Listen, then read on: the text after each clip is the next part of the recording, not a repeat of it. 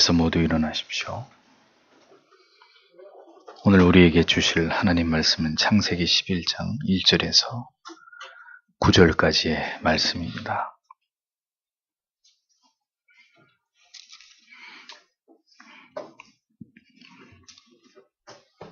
다 찾으셨으면 다 같이 한 목소리로 읽겠습니다. 온 땅에 구음이 하나이요 언어가 하나이었더라.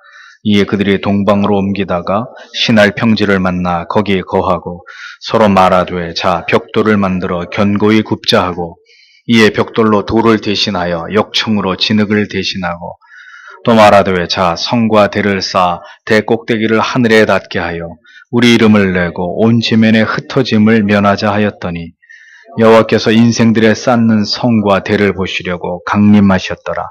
여호와께서 가라사대 이 무리가 한 족속이요 언어도 하나이므로 이같이 시작하였으니 이후로는 그 경영하는 일을 금지할 수 없으리로다. 자 우리가 내려가서 거기서 그들의 언어를 혼잡케 하여 그들로 서로 알아듣지 못하게 하자 하시고 여호와께서 거기서 그들을 온 지면에 흩으신 고로 그들이 성 쌓기를 그쳤더라.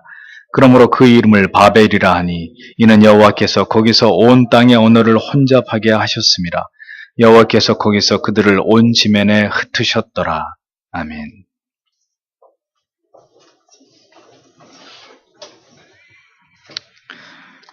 언제나 하나님의 말씀을 전하고 듣는 시간에 마귀의 회방이 있고 방해가 있습니다. 하나님의 말씀을 들어야 우리가 영적인 생명을 공급받는 이 기묘하고 중요한 시간에 이 시간에도 성령께서 여러분들의 마음을 붙들어 주시고 하나님의 말씀을 전하는 무익한 종을 하나님께서 붙들어 주셔서 성령의 조명하심 속에 하나님의 말씀을 잘 전하고 여러분은 이 말씀을 바르게 깨달아 마음에 새기도록 이 시간에 다시 한번 성령께서 우리 모두를 붙들어 주시기를 기도하겠습니다. 우리의 이름을 내고 이런 제목으로 창세기 강의를 이어가겠습니다. 하나님께서는 사람의 그 마음의 생각과 모든 계획이 항상 악할 뿐이라고 말씀하고 있습니다. 타락한 죄인들이 어떠한 죄 아래서의 속성을 가지고 있는지를 정확하게 하나님은 간파하고 계시는 분이죠. 우리의 생각과 마음을 하나님의 말씀으로 제갈물리지 않으면 사람의 생각은 언제나 항상 죄와 악을 향해서 달려갈 뿐이라는 것을 우리는 절대로 부정할 수 없습니다. 칼빈의 말처럼 인간의 마음은 쉼없이 죄를 만들어내는 공장과 같을 뿐인 것이죠. 노아의 자손들을 통해서 다시 이 땅에 인류가 세워져 나갈 무렵에 또다시 경악할 악이 인간들에 의해서 저질러진 한 사건을 성경은 다시 주목하고 있습니다. 그것은 바로 하나님을 대적하여 인간들이 바벨탑을 쌓은 그 일이었습니다. 앞장에서 우리는 노아의 아들들이 홍수 이후에 어떤 민족을 각각 이루게 되었는지를 살펴보았습니다. 노아의 자손들은 여러 부족으로 나뉘었고 인구가 늘어감에 따라서 더 지역이 확대되면서 생활 반경이 점점 더 넓어지게 되었고 따라서 자연스럽게 온 세계로 인구가 분산되게 되었습니다. 홍수가 지난 후 100년이 지나 셈 족속의 벨렉이 태어날 때까지만 해도 이렇게 자연스러운 인구의 증가와 거주 지역의 확대는 잘 진행이 되고 있었습니다. 그러나 문제가 생기기 시작한 시점은 점점 더 넓은 지면으로 흩어지기 시작하던 인간들이 어떤 한 일을 결행하게 된 그때부터였습니다. 성경을 보면 1절에 그리고 그 모든 땅이 하나의 언어와 하나의 말들이 있었다. 이렇게 적고 있습니다. 그러니까 바벨탑 사건 이전까지 인류는 모두 한 언어를 사용하고 있었다는 것을 알 수 있죠. 언어가 모두 같았다는 것은 당연히 인류가 한 조상에서 비롯되었다는 것을 보여주는 증거가 됩니다. 인류는 모두 입술을 같은 어휘를 사용하면서 동일한 발음으로 의사를 소통하고 있었다는 것을 의미하죠. 즉 당시의 언어는 민족과 지역을 막론하고 모두 동일했다는 것을 알 수 있는 부분입니다. 그들은 모두 한 언어를 사용하면서 의사소통을 하고 또 한 언어로 얼마든지 하나님을 경외하면서 경배하고 하나님을 예배할 수 있었을 것입니다. 그러나 언제나 그렇듯 이러한 하나됨을 인간은 하나님을 위해서 사용하지 않고 언제나 죄악을 도모하고 결행하는데 사용하는 악함을 가진 존재인 것을 또다시 증명하게 되는 일을 결행하게 됩니다. 2절에서 4절을 보면 그리고 그들이 동쪽으로 이주하는 것이 있었다. 그리고 그들이 시날 땅에서 평지를 발견했다. 그래서 그들이 거기에 머물렀다. 그리고 그들이 서로가 서로에게 말했다. 오라, 우리가 벽돌을 만들자. 그리고 우리가 견고히 굽자. 그때 돌 대신에 벽돌이 그들에게 있었다. 그리고 역청이 진흙 대신에 그들에게 있었다. 그리고 그들이 말했다. 오라, 우리가 우리를 위하여 성과 탑을 세우자. 그리고 그것의 머리가 하늘에 닿도록 하자. 그리고 우리가 그 모든 땅의 표면 위에 흩어지지 않기 위하여 우리를 위하여 이름을 짓자. 이렇게 직역이 되고 있습니다. 그들이 옮기다로 번역된 단어의 의미는 야영지를 옮기다, 말뚝을 뽑다 이런 뜻을 가지고 있는 것을 볼 때 아마도 노아의 자손들은 유목 생활을 하고 있었던 것으로 추측이 됩니다. 그들이 장막의 야영지를 동쪽으로 옮기던 중에 시날 땅에 있는 한 넓은 평지를 만나게 되었는데 그들이 거기에 머물기를 작정했다고 성경이 기록합니다. 아마도 그곳이 그들의 마음을 끌 만큼 좋은 조건을 가졌던 것으로 보이는데 문제는 그 다음이었습니다. 그 넓은 평지에서 마음을 모아서 하나님을 경배하고 제단을 쌓아서 하나님을 예배하였다는 기록이 뒤를 이었다면 이것은 너무나 아름다운 이야기가 되었을 텐데 그들은 그곳에서 벽돌을 견고히 굽고 그것을 돌을 대신해서 또 역청으로 진흙을 대신해서 무엇인가를 만들고자 했던 것을 보게 됩니다.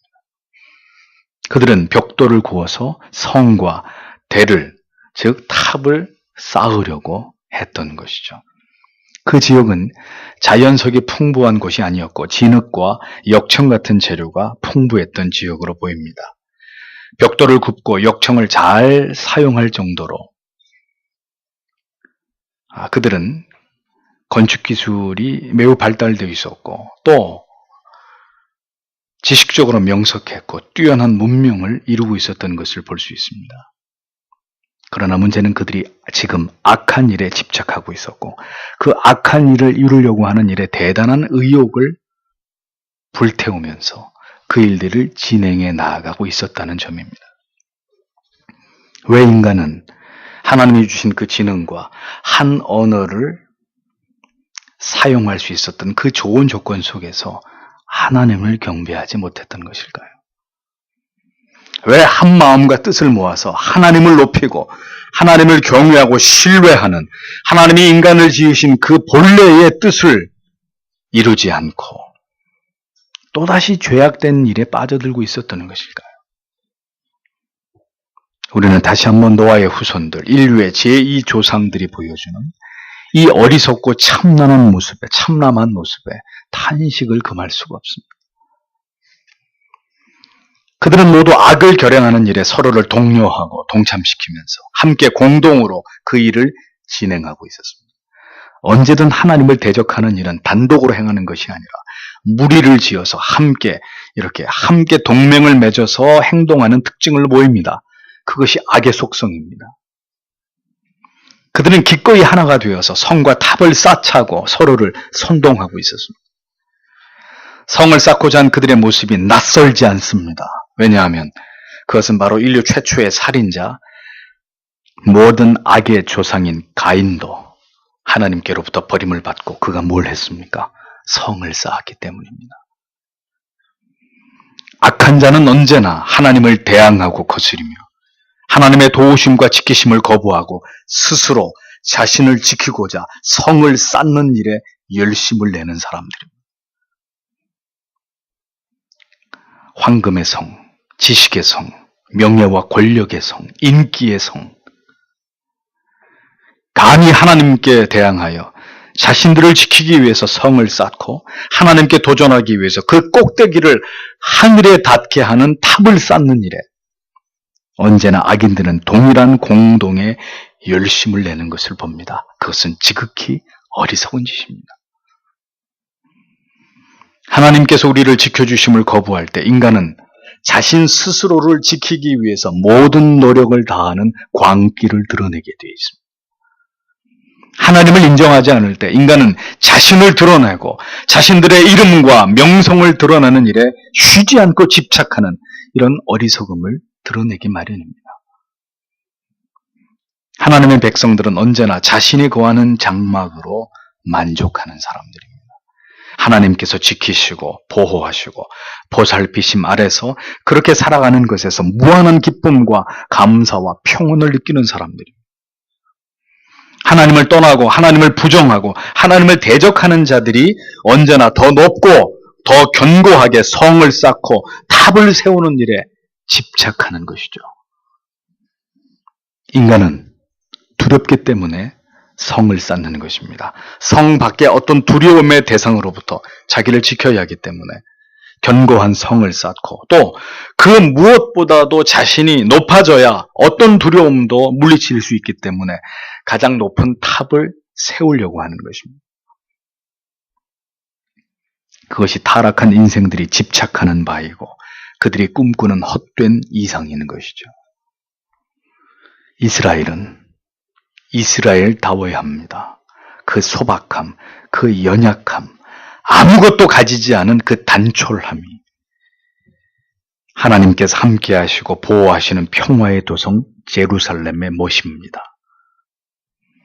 그런데 이스라엘이 바벨론이 되려고 하면 안 되는 거예요. 바벨론처럼 크고 웅장하고 화려해지려고 하면 안 되는 것입니다.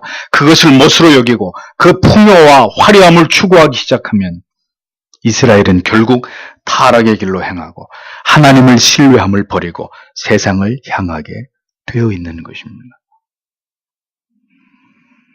하나님과 함께하는 작은 나라 이스라엘로는 만족이 되지 않고 하나님이 없더라도 수단과 방법을 가리지 않고 크고 웅장하고 화려한 바벨론을 꿈꾼다면 그는 이미 하나님의 자녀의 길을 포기한 사람입니다. 그런 사람에게 하나님은 함께 하시지 않습니다.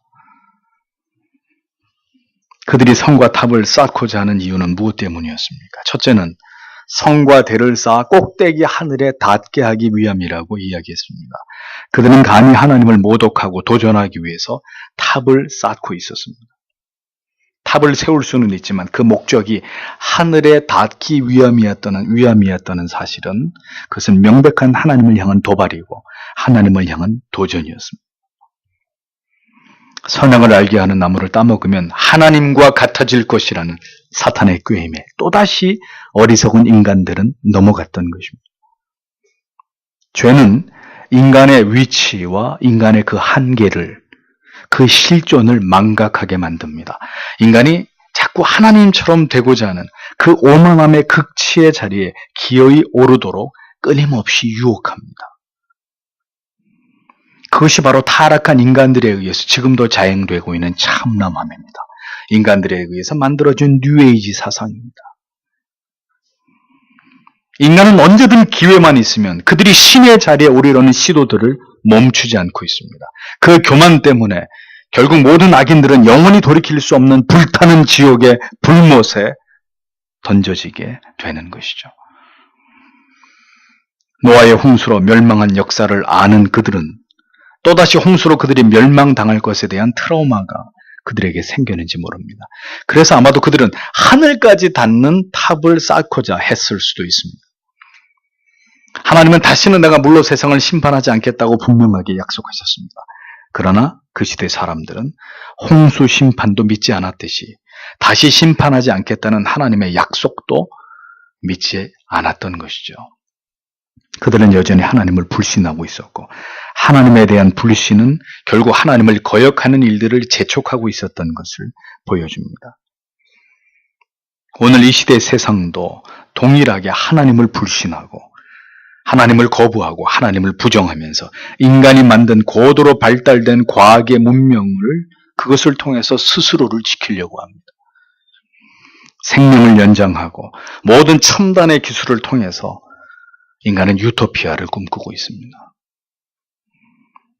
그들에게 하나님의 존재와 하나님의 말씀은 거추장스럽고 하찮은 것일 뿐, 그들은 하나님을 밀어내고 기어이 자신들이 하나님의 자리에 오르려는 망령을 부리고 있는 것을 봅니다. 인류의 모습은 바벨탑을 쌓은 그 오만하고 패역한 인간들의 모습과 전혀 달라지지 않았습니다. 인간의 죄악은 여전히 하나님을 향해서 행할 수 있는 모든 종류의 신성모독으로 치닫고 있는 것을 우리는 우리가 살아가고 있는 현실 속에서 보고 있습니다. 심히 저주스러운 일이 아닐 수 없는 것이죠. 둘째로 그들이 탑과 성을 쌓은 이유는 그들이 밝히기를 우리의 이름을 내고자 합니다라는 것을 이야기합니다. 그들은 여호와 하나님의 영광스러우신 이름이 아니라 그들 자신들의 이름을 널리 알리기를 바랬습니다. 하나님의 이름을 지워버리고 자기들의 이름, 자기들의 능력과 업적을 알리고 싶어 했던 것이죠. 그것이 역시 죄의 속성이라는 것을 우리는 또다시 보게 되는 것입니다. 어떻게든 자신을 드러내고 싶어하는 인간 안에 내재된 그 사악한 본성인 교만은 그러하기 때문에 하나님께서 가장 미워하시고 싫어하시는 인간의 죄성이라는 것을 우리는 잊지 말아야 됩니다. 유대인 철학자 필로의 증언에 따르면 당시 사람들은 벽돌에 일일이 자기들의 이름을 거기다 모두 새겼다고 합니다. 자기들의 이름이 대대에 알려지기를 그들이 얼마나 집착했는지를 알 수 있는 단면이죠.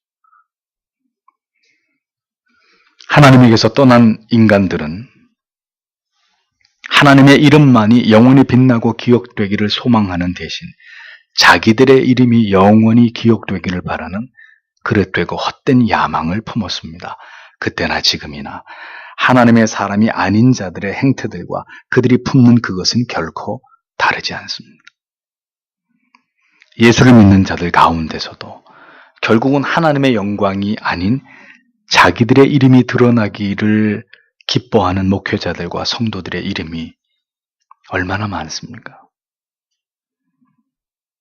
엄밀하게 보았을 때 그들은 결코 하나님의 사람들이라고 볼 수 없는 것입니다. 헤롯은 백성들이 자신을 향해서 신의 소리요 사람의 소리가 아니다라고 그를 높일 때 그 영광을 하나님께 돌리지 않으므로 주의 사자가 그를 쳐서 죽임을 당했던 것을 봅니다. 지금도 얼마나 많은 세상 사람들이 이 세상에서 자기의 이름을 내는 일에 혈안이 되어서 살아가고 있는지를 보십시오. 왜 역사 속에서 경건한 하나님의 사람들은 자신의 이름이 사람들에게 회자되고 알려지는 것을 그토록 싫어하고 경계했을까요? 그것이 하나님 앞에서 얼마나 망령된 일인지 깊이 그들의 영혼은 그것을 깨닫고 있었기 때문입니다. 영원히 빛나고 세세 무궁토록 기억되셔야 될 이름은 오직 성삼위 하나님뿐이심을 우리는 절대로 잊지 말아야 하고 인생을 살아가는 동안에 절대로 내 이름을 드러내는 일, 나를 높이는 일을 철저하게 경멸하고 혐오할 수 있는 그런 믿음을 달라고 하나님 앞에 우리는 늘 기도해야 되는 것입니다. 셋째는 성과 탑을 쌓아서 그들이 스스로 흩어짐을 면하자는 것이었습니다. 신할 평지에 성과 탑을 쌓고 흩어지지 말고 모두 함께 살자고 그들은 동맹했습니다. 이것은 땅에 흩어져서 땅에 충만하라고 하나님이 명령하신 그 명령에 대한 정면의 불복종이었습니다.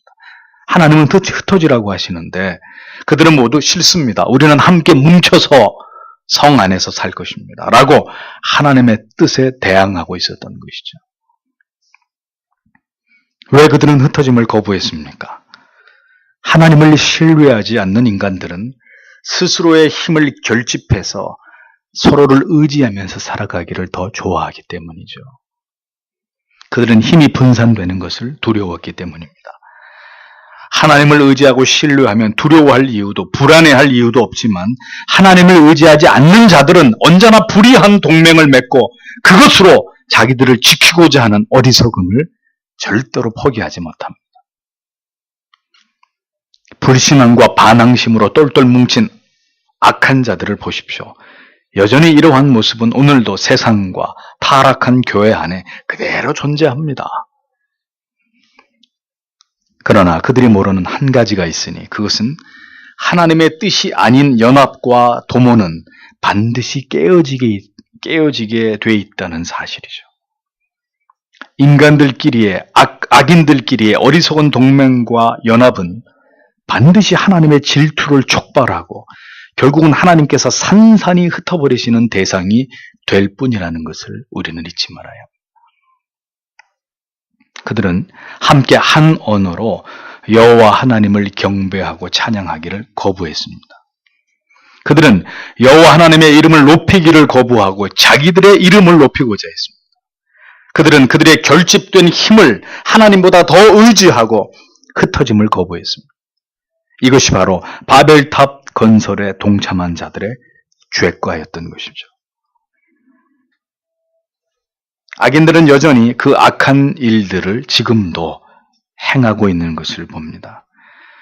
역사의 물줄기 속에 흘러가고 있는 구속사의 위대함도 우리는 주목해야 되지만 인간에 의해서 기록되고 있는 그 타락한 죄악의 역사 또한 절대로 멈춰지지 않고 계속해서 반복되고 지속되고 있다는 사실을 우리는 역사를 통해서 그것을 교훈받고 잊지 말아야 되는 것입니다.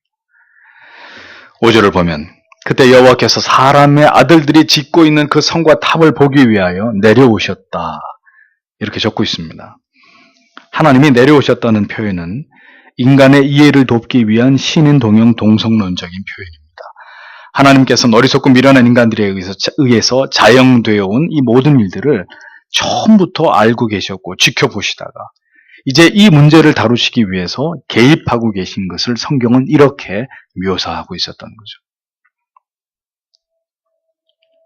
인간은 하나님을 대적하려고 올라갈 수 없는 곳을 올라가려고 하고 있지만 하나님은 그런 인간들의 어리석음을 다루시기 위해서 이 땅으로 강림하셨습니다. 인간은 올라갈 수 없지만 하나님은 언제든 인간에게 내려오시고 인간의 모든 문제에 개입하시고 간섭하시고 하나님의 뜻대로 결행하실 수 있는 분이십니다. 참으로 어리석은 인간들이 아닐 수 없습니다. 이 땅에서 인간들이 행하는 일들이 모두 다 가소로울 따름입니다. 시편 기자의 노래처럼 하늘에 계신 자가 웃으시며 주께서 저희를 비웃으시리로다. 인간의 모든 어리석은 도모를 여전히 비웃고 계시는 하나님이십니다. 이러한 관점에서 오늘 이 세상에서 일어나는 모든 일들을 바라볼 때 우리 또한 쓴 웃음을 지을 수밖에 없습니다. 북한의 김정은이 저렇게 핵에 집착하는 모습이나 각 나라들마다 자국의 이익을 위해서 어떤 극단적인 민족주의 정책을 펼치고 있는 이런 모양새들이나 무엇인가 인간 스스로 고상한 가치를 추구하고 그것을 쫓는 모든 모습들이 모두 유치하게 이를 데 없어 보입니다. 하나님을 아는 지식이 없이 무엇을 한들 그것이 어찌 고상하고 아름답고 가치 있는 그런 것들이 될 수 있겠습니까? 다 부질없는 것들이라는 거죠. 인류가 중요한 가치로 여기고 그것에 몰두하며 어떤 뜻을 이루려는 모든 일들이 하나님께서 보시는 관점에서는 모두 의미 없고 무가치한 일들일 뿐이라는 것을 여러분 잊지 않아야 합니다. 세상에서 일어나는 일들을 보세요.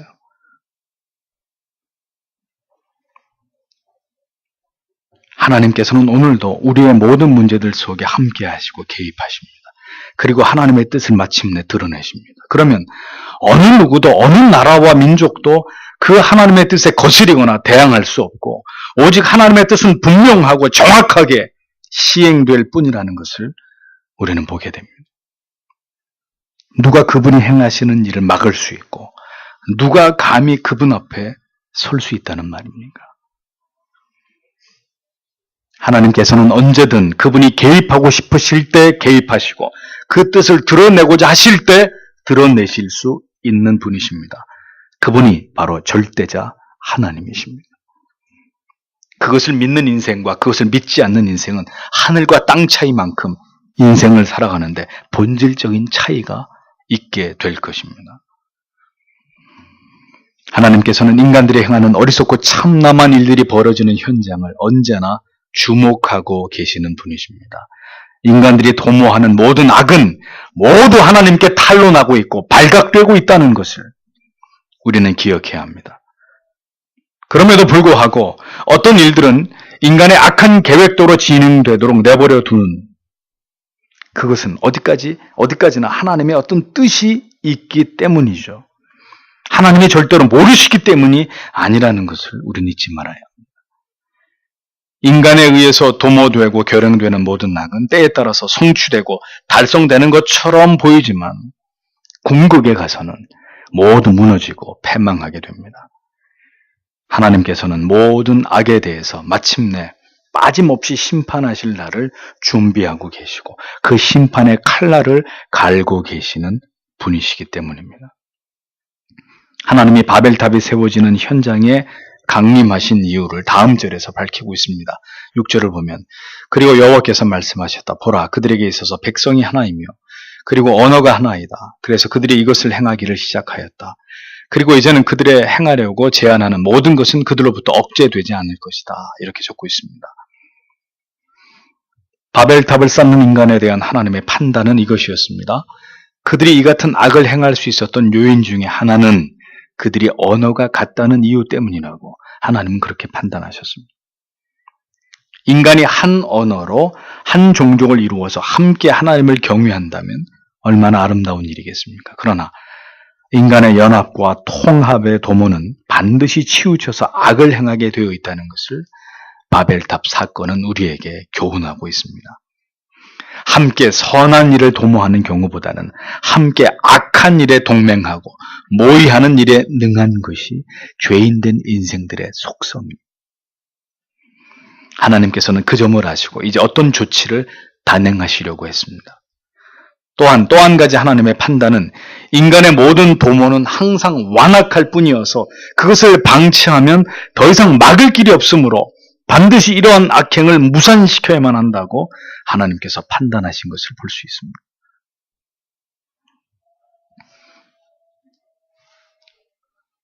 아담의 타락 이후 죄악에 사로잡힌 인간들은 모두 하나님을 대적하고 멸시하면서 악을 향해서 달려가는 공통적인 패턴을 보여주고 있습니다. 인간의 모든 악을 하나님께서 모두 개입하셔서 그것을 가로막지 않으시지만 경우에 따라서 하나님께서 인간의 문제 속에 깊이 관여하시는 경우도 있음을 우리는 기억할 필요가 있습니다. 하나님께서 반드시 어떤 문제에 대해서는 개입하셔서 인간에 의해서 자행되는 악을 막으시고자 할 때는 반드시 그 일을 하나님은 무산시키시는 분이십니다.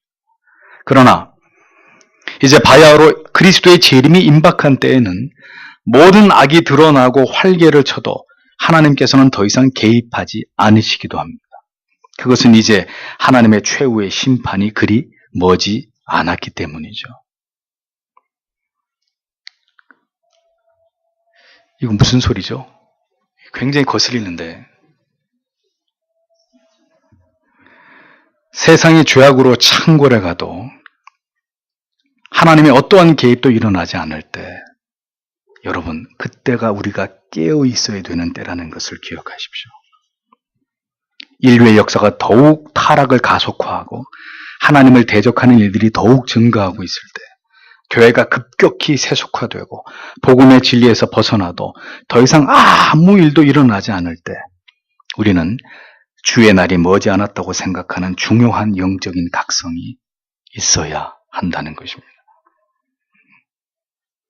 하나님께서는 이제 어떤 조치를 취하고 계시는지 7절을 보십시오. 자, 우리가 내려가자. 그리고 사람이 서로의 말을 그들이 알아듣지 못하도록 우리가 거기에 그들의 언어를 혼란하게 하자라고 말씀하셨습니다. 자, 보십시오. 우리가 내려가자라고 표현한 이 부분을 주목해 보십시오. 인간들의 참남한 도전에 대해서 성삼위 하나님께서는 우리라는 복수형을 사용하시면서 인간의 도전에 응전하시는 엄위하신 모습을 드러내고 계신 것을 보게 됩니다. 내가 내려가겠다라고 단수로 사용하지 않고 우리가 내려가자라는 복수를 사용하신 것은 그만큼 인간의 하나님을 향한 사악한 도전을 매우 엄중하게 하나님이 여기시고 이 문제를 수습하고자 하시는 하나님의 강력한 의지가 반영된 이런 표현이라고 할 수 있습니다. 하나님의 조치는 하나였던 그들의 언어를 혼잡하게 하는 것이었습니다.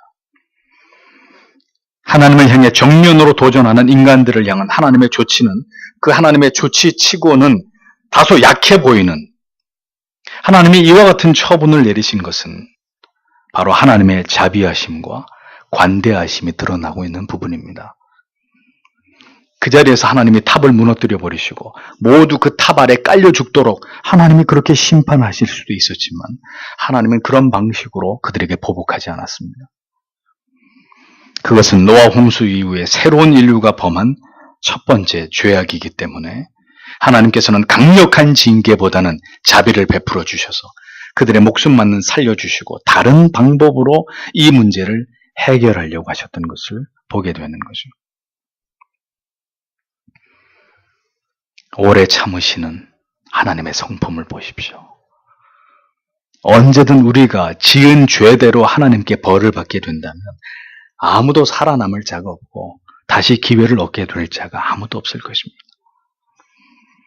항상 하나님의 자비와 긍휼과 관대하심과 오래 참으심이 있기 때문에 죄에 대한 심판이 더디고 죄에 비해서 우리가 받는 벌은 많이 감해진다는 사실을 우리는 깨닫게 됩니다.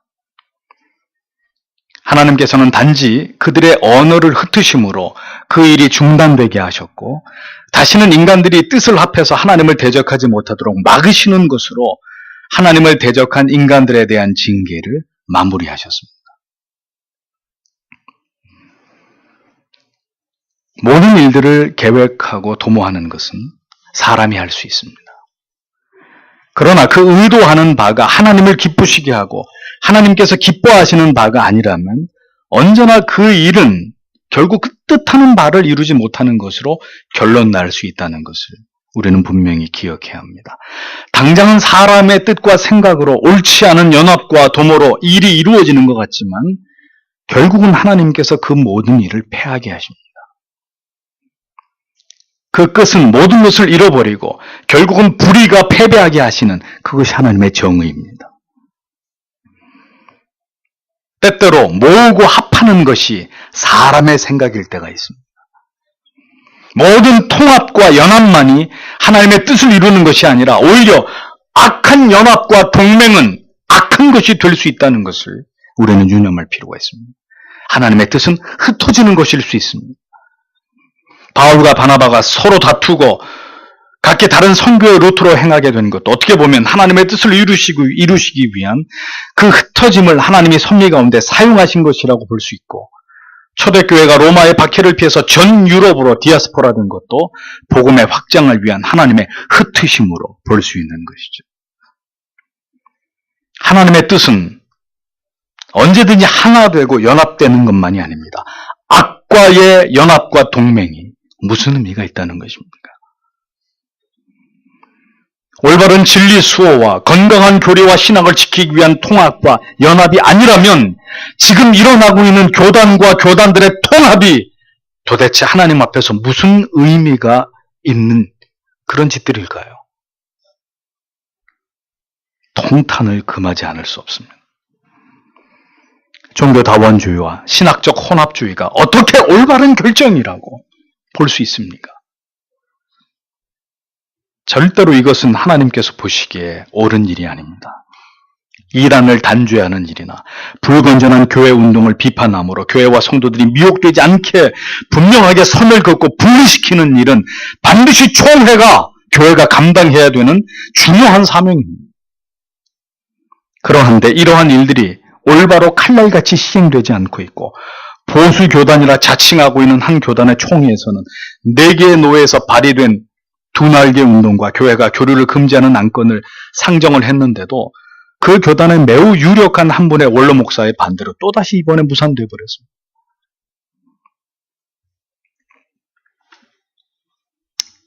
참 답답하고 안타까운 일이 아닐 수 없습니다.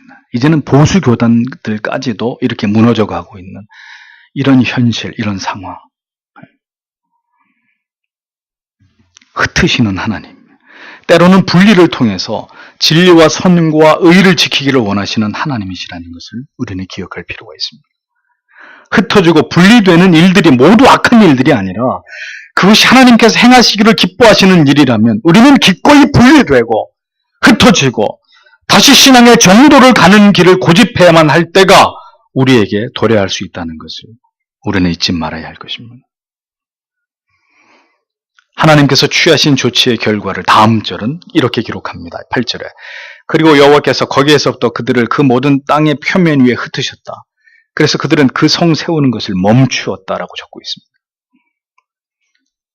인간의 어리석은 하나님을 향한 도전을 하나님께서 그들의 언어를 혼잡케 하심으로 명쾌하게 해결하셨습니다. 그렇게 되자 그들은 더 이상 탑과 성을 쌓지 못하고 그 일이 중단되는 결과를 가져오게 되었다고 성경은 기록하고 있습니다. 흩어짐을 막기 위해서, 자기들의 이름이 길이 남기 위해서 그들이 도모한 그 일들이 결국은 중단되고 말았다는 거죠. 그쳤다라는 말의 의미는 완전히 포기했다는 뜻입니다. 결국 하나님의 흩으심이 그들의 뜻을 포기하게 만든 것을 볼 수 있습니다. 흩어지지 말자라고 고집했던 그들의 뜻은 꺾여지고 결국 모두 뿔뿔이 흩어지게 된 것입니다. 인간의 생각대로 되는 것이 아니라 역사를 주장하고 계시는 하나님의 뜻대로 될 뿐이라는 것을 우리는 기억해야 합니다. 절대로 인간의 생각과 계획과 방법대로 되지 않고 오직 하나님의 방법과 뜻대로 하나님의 계획대로 모든 일들은 이루어질 뿐입니다. 하나님께서 기뻐하시지 않는 결합은 반드시 깨어지게 되어 있습니다. 하나님이 기뻐하지 않는 연합, 하나님이 기뻐하지 않는 동맹, 하나님이 기뻐하지 않는 동업, 하나님이 기뻐하지 않는 결혼, 반드시 깨어지고 고통을 당하고 갈등하게 되는 순간들이 찾아오게 되는 것입니다. 아무리 인간이 붙여보려고 노력하더라도 하나님께서 불리하게 하시고 떨어지게 하시면 결국은 떨어지고 흩어질 수밖에 없는 것입니다. 그것이 전능자 앞에 서 있는 초라한 인간들의 실존인 것이죠. 인간이 아무리 연합하고 결합하고 봉합하려고 해도 하나님이 흩어버리시면 결국 나뉘어지고 분리되고 분열될 수밖에 없는 결과를 가져오기 마련입니다. 그것이 하나님을 알지 못하는 불신자들에게 이 세계에서 벌어지는 일들입니다. 그러나 하나님의 자녀들은 어떤 경우에도 하나님의 뜻 가운데 일어나는 분리와 분열, 흩어짐이 아니라면 임의로 흩어지거나 분리될 수 없고 분열돼서는 안 된다는 것을 또한 기억하셔야 합니다. 모든 분리는 하나님의 말씀과 뜻 안에서 하나님께서 그렇게 행하실 때에 일어나는 결과여야 합니다. 누구도 인간이 분리를 선언해 놓고 그것이 하나님의 뜻인 것처럼 위장하는 것 또한 절대로 하나님 앞에서 용인될 수 없는 일이라는 것을 우리는 잊지 말아야 합니다. 결국 이 사건은 치욕적인 이름을 남기게 됩니다. 그들의 이름이 후대에 길이 알려지고 빛나게 된 것이 아니라 오히려 그들이 저지른 하나님을 대적한 이 패역한 일은 영원히 역사 속에서 악한 이름으로 기억되게 됩니다. 9절을 보십시오. 그러므로 그 이름을 바벨이라 불렀다. 왜냐하면 거기에서 여호와께서 그 모든 땅의 언어를 혼란하게 하셨기 때문이다. 그리고 여호와께서 그곳에서부터 그 모든 땅의 표면 위에 그들을 흩으셨다라고 기록하고 있습니다. 바벨, 그 뜻은 혼잡, 뒤섞임이라는 의미입니다. 이후 바벨은 바벨론 도시, 바벨론 제국, 바벨로니아 이런 이름들로 성경과 역사 속에서 사용되어지는 것을 보게 되죠.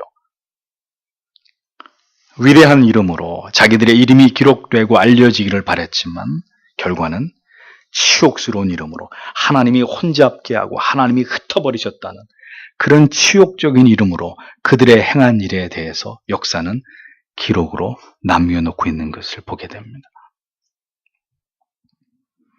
하나님의 이름을 높이고자 하는 자, 하나님께서도 그의 이름을 높여주시지만 하나님의 이름을 멸시하고 스스로 자기의 이름을 내려하는 자, 가장 치욕적이고 악명 높은 저주스러운 이름으로 그 이름이 영원히 기록되는 수치를 당하게 된다는 것을 우리는 기억해야 합니다.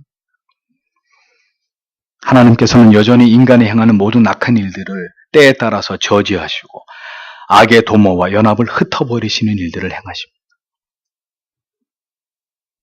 최후의 심판이 지나고 천국에 구원받은 모든 열방과 민족들이 다시 하나가 되어서 모이기까지 인간이 스스로 힘과 노력으로 다시 하나가 되는 일은 결코 이 땅에서 이루어지지 않을 것입니다. 악한 사탄은 마지막에 통합, 모든 것들을 섞어서 진리와 비진리를 혼재시켜서 결국은 진리를 지워버리려고 하는 이 엄청난 계략을 꾸미고 있지만 절대로 그 일은 이루어질 수 없는 일이 될 것입니다. 지금 약한 시대에 악인들이 도모하는 연합과 통합은 절대로 그 뜻을 이루지 못할 것입니다. 그들이 꿈꾸는 그것이 이루어지기 전에 반드시 그리스도께서 이 땅 가운데 강림하실 것이기 때문이죠. 그러므로 마지막 때를 살아가고 있는 신자들인 우리가 반드시 기억해야 될 사실이 있습니다. 그것은 하나님이 허락하시는 연합이 아니면, 하나님이 기뻐하시는 의로운 도모가 아니면 우리는 반드시 거룩한 분리를 택해야 되고, 남은 자의 무리가 아무리 소수라도 우리는 세상과 비진리와 구별된 자리를 끝까지 지켜내야 한다는 점입니다. 인간들은 이제 다시 연합의 당위를 외치고 하나가 되자고 소리를 높일 것입니다. 성도 여러분, 그렇게 될 날이 반드시 옵니다. 이는 또다시 하나님 앞에서 바벨탑을 쌓고자 하는 인간의 이 멈춰지지 않는 죄성의 발현이라는 것을 기억해야 합니다.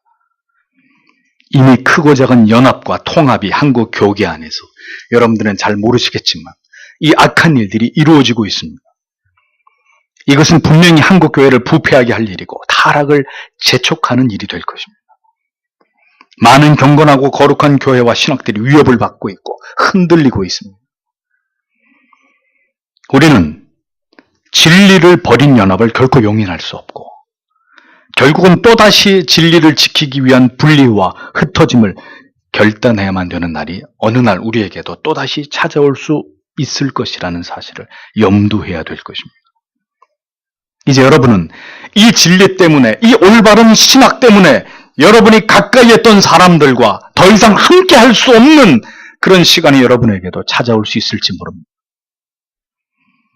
우리가 믿는 이 절대적인 진리 때문에 아버지와 아들이, 며느리와 시어머니가, 어머니와 딸이, 형제와 자매가 분리되어야만 하는 신앙적으로 원수가 되는 시대가 우리의 당대에 도래할 수도 있을 것입니다.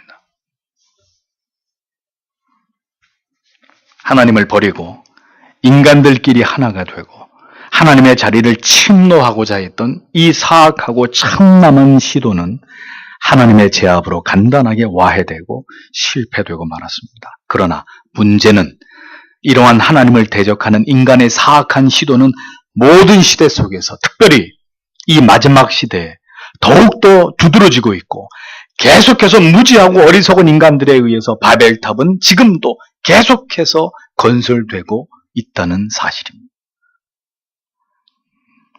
성경은 이 바벨탑 사건을 통해서 이후 하나님을 부정하고 거부하는, 하나님을 알지 못하는 타락한 인류가 앞으로도 역사 속에서 무엇을 추구하면서 살아갈 것이고 앞으로도 어떤 모습으로 하나님을 대적하면서 폐역과 강포를 행하면서 창조주의 뜻에 대항하고 거부하면서 존재할지에 대해서 상징적으로 이 사건을 기록하면서 우리에게 그것을 조망하고 있는 것을 보여줍니다. 이제 이러한 일들은 인류 속에서 계속 반복될 것이라는 거죠. 이 바벨탑의 사건은 이번 한 번으로 끝나는 것이 아니라 하나님이 이 인류 역사의 종지부를 찍는 그날까지 구속사의 이 맥만 흘러가는 것이 아니라 인간의 하나님을 대적하는 이 악의 역사도 계속해서 반복해서 나타날 것이라는 것을 예고하고 있는 그런 상징적인 사건이 바로 이 바벨탑 사건이라는 것.